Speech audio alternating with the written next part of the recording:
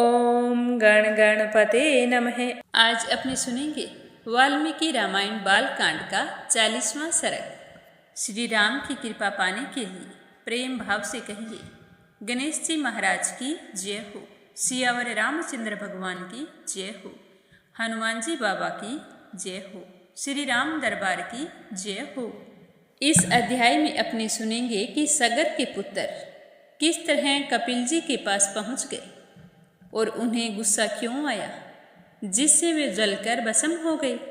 देवताओं की बात सुनकर भगवान पितामह ने कितने ही प्राणियों का अंत करने वाले सगर पुत्रों के बल से मोहित एवं भयभीत हुए उन देवताओं से कहा कि देवगण, यह सारी पृथ्वी जिन भगवान वासुदेव की वस्तु है तथा जिन भगवान लक्ष्मीपति की यह रानी है, वे ही सर्वशक्तिमान भगवान श्रीहरि कपिल मुनि का रूप धारण करके निरंतर इस पृथ्वी को धारण करते हैं।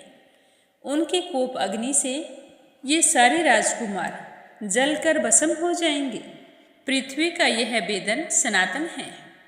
इस प्रकार दूरदर्शी पुरुषों ने सगर के पुत्रों का भावी विनाश भी देखा है, अतः इस विषय में शोक करना अनुचित है। तो पितामह की बात सुनकर सारे देवता बड़े ही खुश हुए और हर्ष में भरकर वहां से लौट गए। सगर पुत्रों के हाथों से जब पृथ्वी खोदी जा रही थी, उस समय उससे वज्रपात के समान बड़ा भयंकर शब्द हो रहा था।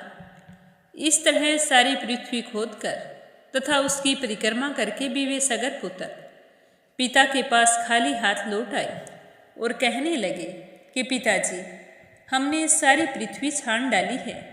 देवता, दानव, राक्षस, पिशाच और नाग आदि बड़े बड़े बलवान प्राणियों को भी मार डाला है, फिर भी हमें घोड़ा कहीं पर दिखाई नहीं दिया और ना ही घोड़ा चुराने वाला। अब आप ही बताएं कि हम क्या करें। इस विषय में आप ही हमें कोई उपाय सोचकर बताइए।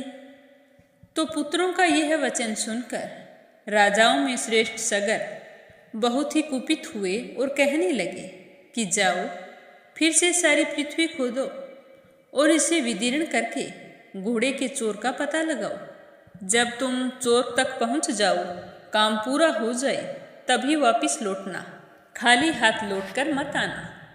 तो अपने पिता सगर की यह आज्ञा शिरोधार्य करके वे 60,000 राजकुमार रसातल की ओर बढ़े और पूरे रोष में भरकर पृथ्वी को खोदने लगे।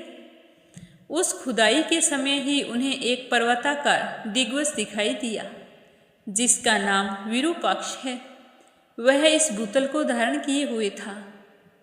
महान गजराज विरूपाक्ष ने पर्वत और वनों सहित इस संपूर्ण पृथ्वी को अपने मस्तक पर धारण कर रखा था।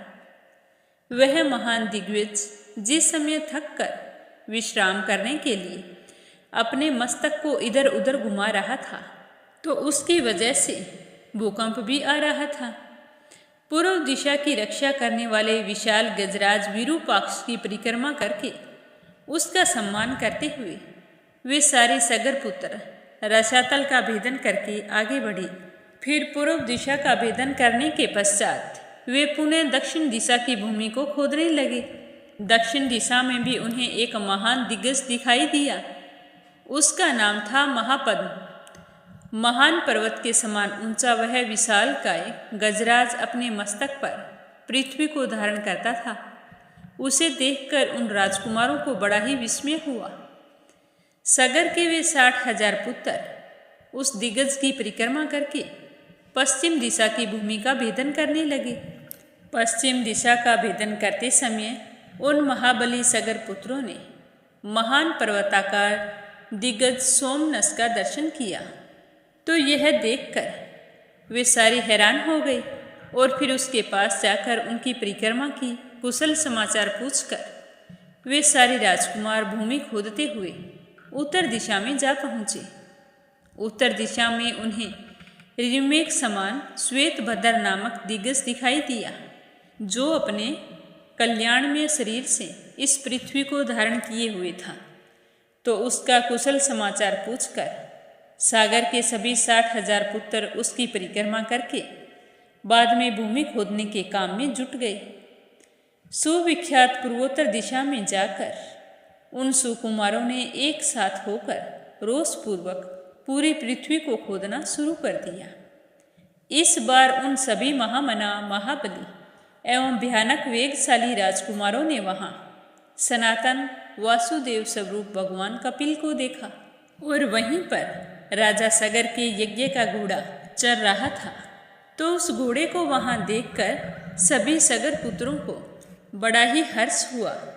भगवान कपिल को अपने यज्ञ में विघ्न डालने वाला जानकर उन सब की आंखें क्रोध से लाल हो गई। उन्होंने अपने हाथों में खंती, हल और नाना प्रकार के वृक्ष एवं पत्थरों के टुकड़े ले रखे थे। वे अत्यंत रोष में भरकर उनकी ओर दौड़ पड़े और कहने लगे कि खड़ा रह, तू ही है जिसने हमारे यज्ञ के घोड़े को चुराया है और चुराकर यहाँ ले आया है।